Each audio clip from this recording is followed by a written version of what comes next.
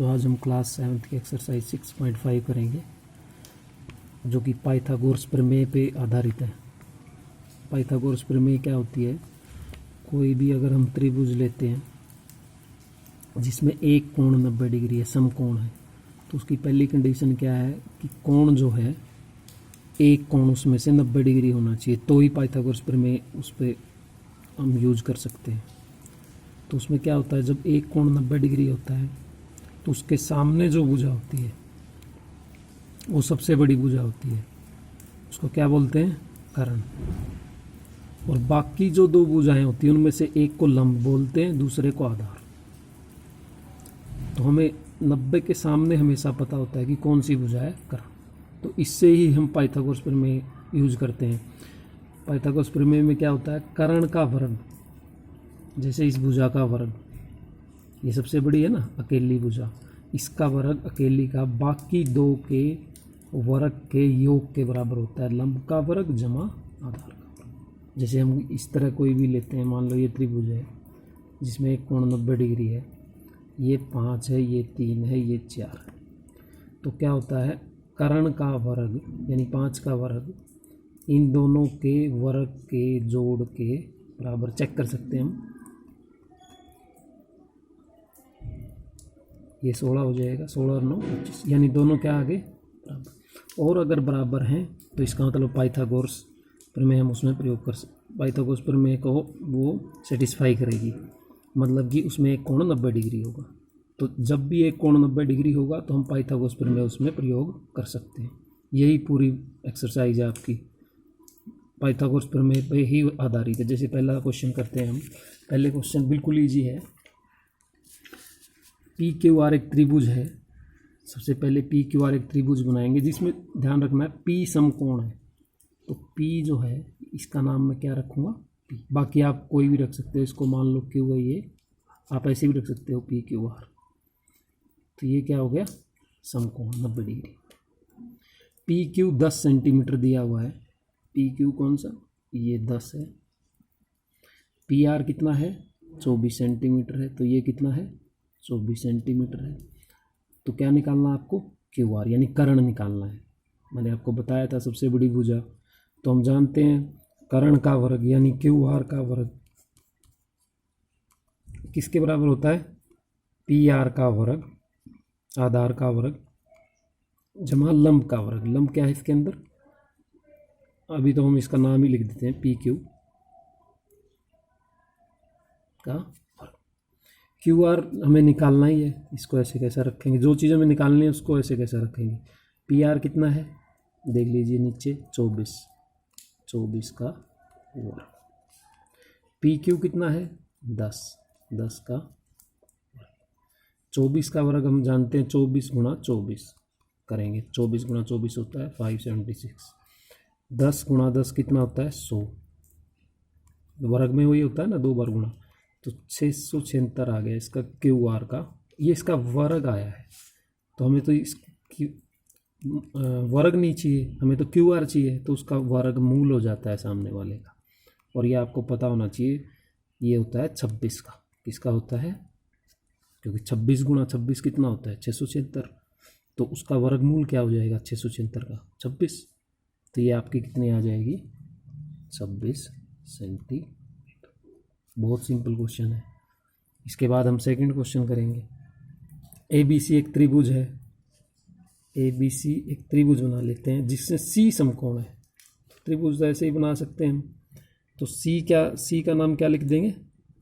सी पे क्या डाल देंगे? 90 डिग्री। यहाँ पे हम ए या बी कुछ भी लिखें, तो मान लीजिए मैंने इसको ए मान लिया, इसको बी मान लिया, तो ए बी सी हो गया।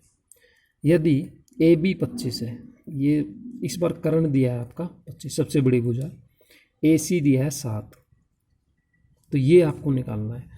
तो वही हम जानते हैं कर्ण का वर्ग यानी ए बी का वर्ग अकेले का वर्ग बराबर है ए सी का वर्ग जमा बी सी का वर्ग। अब ए बी कितना है हमारा? इस बार ये दिया हुआ है तो इसका मान रखते जाएंगे बस हम। 25 का वर्ग, ए सी नीचे वाला 7 का वर्ग, तो जमा बी सी का वर्ग। तो हमें तो बी सी ज्ञात करना है।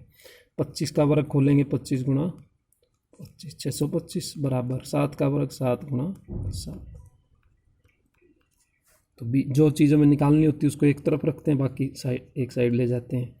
625 गुणा उधर जाके माइनस में हो जाएगा, सॉरी, तो ये BC का, तो ये उधर जाके माइनस में, ठीक है। अब 625 में से 49 गया, 15 में से 9 गया 6, 576, ठीक है। BC का, तो BC का मान आ जाएगा, वही काम करना, वर्गमूल हो जाएगा इसका। 576 का वर्गमूल क्या होता है? 24 सेंटीमीटर, 24 होता है। 24 576 होता है, 25 625, और 676 अभी किया हमने 26, 676 का वर्गमूल, तो इसका वर्गमूल क्या होता है? 24। तो दोबारा से अगर हम देखेंगे तो इसका वर्गमूल, सॉरी, इसका वर्ग बराबर है इसका वर्ग जमा इसका वर्ग।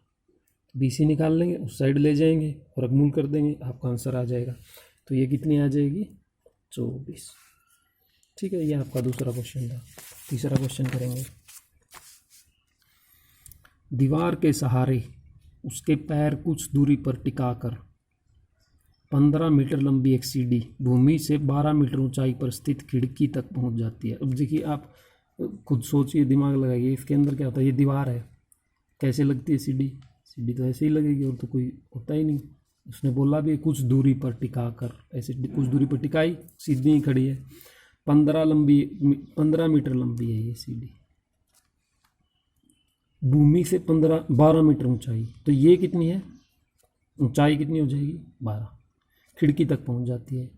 दीवार से, ये दीवार है ना, सीढ़ी के पैर, सीढ़ी का पैर कौन सा है? की दूरी ज्ञात कीजिए, मतलब हमें ये ज्ञात करनी है, ये दूरी, ये दूरी हमें ज्ञात करनी है। तो पाइथागोरस प्रमेय लग जाए, क्योंकि ये कोण हमेशा कितना रहता है? दीवार तो सीधी होती है 90 डिग्री। तो अगर आप इसको ऐसे लिखना चाहो तो ऐसे लिख सकते हो। हम जानते हैं कर्ण का वर्ग यानी AC का वर्ग बराबर AB का वर्ग जमा BC का वर्ग। अब AC कितना है? 15, 15 का वर्ग। AB हमें पता है 12 का वर्ग। BC हमें निकालना है वर्ग। 15 का वर्ग कितना होता है? 225। 15 गुणा 15, 12 का 12 गुणा 12, ये ऐसे कैसा रख लेंगे? वही काम करना है, उधर जाके वो क्या किस में हो जाएगा? माइनस में। 144 BC का, तो BC का वर्ग आया ये, तो कितना आ गया BC का वर्ग? ये आ जाएगा आपका 49। 5 में से 4 गया 1, और 12 में से 4 गया 8, 81 आ जाएगा। 81 कितना आ जाएगा? 81। तो ये तो इसका वर्ग है, तो क्या हो जाएगा? वर्गमूल। 81 का वर्गमूल हमें पता है कितना होता है? 9, ठीक है। तो 225 में से 144 जाएगा, 81 आ जाएगा। तो वही काम करना आपको, पाइथागोरस प्रमेय लगा के, और BC का मान निकाल देना। ये कितना आ जाएगा? 9। ये आपका कौन सा क्वेश्चन था? Third question. फोर्थ क्वेश्चन करेंगे। निम्नलिखित में भुजाओं के कौन से समूह एक समकोण त्रिभुज बना सकते हैं? हमें बताना इनमें से कौन से समकोण, समकोण की क्या कंडीशन होती है? मैंने शुरू में बताया, किसी भी एक बड़ी भुजा का वर्ग बाकी दो भुजाओं के वर्ग के बराबर है। तो इनका एक एक का वर्ग करते जाएंगे हम पहले पार्ट में। 2.5, तो 2.5 का वर्ग करेंगे जब हम, 2.5 गुणा 2.5 क्या होता है? 2.5 गुणा 2.5 25 का 625 होता है, तो यह आ जाएगा 6.25। इसी तरह अब इसका कर देंगे 6.5 का वर्ग, तो इसका हो जाएगा 25 और 42.25 करके देख लेना आप, यही आएगा। 5 का पीछे 25, 6 सत्ते 42, तो ये हो जाएगा। और 6 का वर्ग होता है 36, ठीक है। तो इनमें से किन्हीं भी दो को ऐड करेंगे हम, जब छोटी हैं जो, तो वो अकेली के बराबर आ रहा है या नहीं आ रहा है? तो देखिए 36 प्लस 6.25 किसके बराबर आ रहा है? 42.25 के, बिल्कुल सही है। तो ये क्या है? समकोण त्रिभुज है। पहले का आंसर आ जाएगा, हाँ ये एक समकोण त्रिभुज है। अब इसका दूसरा पार्ट देखेंगे। दूसरे में कह रहा है 2 2 5, ये तो त्रिभुज ही नहीं बन रही, आप देखिए, क्योंकि दो भुजाओं का योग तीसरी से क्या होना चाहिए, बड़ा होना चाहिए।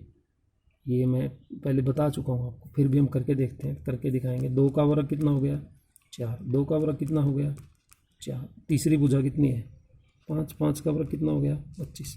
क्या इन दो का इसके बराबर है, नहीं है, तो 4 जमा 4 जो हो बराबर नहीं है 25 के, तो इसका आंसर क्या आ जाएगा, नहीं। ठीक है, तीसरा पार्ट करेंगे।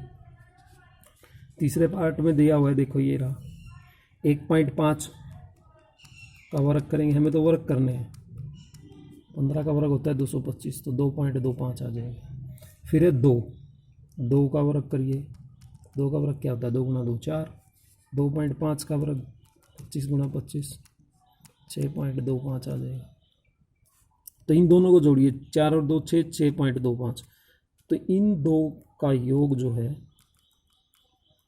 किसके बराबर आ गया 6.25। तो ये क्या है, एक समकोण त्रिभुज है। क्यों, क्योंकि दो भुजाओं का वर्ग का योग अकेली तीसरी भुजा के बराबर हो तो कैसी होती है, समकोण त्रिभुज होती है। तो ये आपका कौन सा क्वेश्चन था, 4th। Thank you.